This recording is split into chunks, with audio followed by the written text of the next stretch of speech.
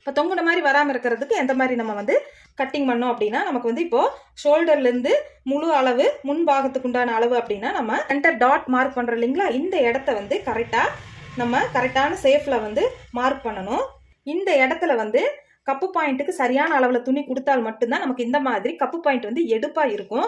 இப்போ இந்த மாதிரி வர்ற பிரஸ்டோட இடத்துக்கு நம்ம இந்த இடத்துல தான் வந்து, அதாவது சென்டர் பிரஸ்டுடைய பாயிண்ட்டுக்கு வந்து ஒரு 1.25 இன்ச் 1.5 இன்ச் கேப் கொடுக்குறோம் இல்லைங்களா, அந்த கேப்புடைய அளவு சரியான அளவும் சென்டர் டாட்டுடைய உயரம் சரியா இருந்தது அப்படின்னா நமக்கு சைடு லுக் வந்து சாரி கட்டும் போது நமக்கு இந்த மாதிரி தெரியும்.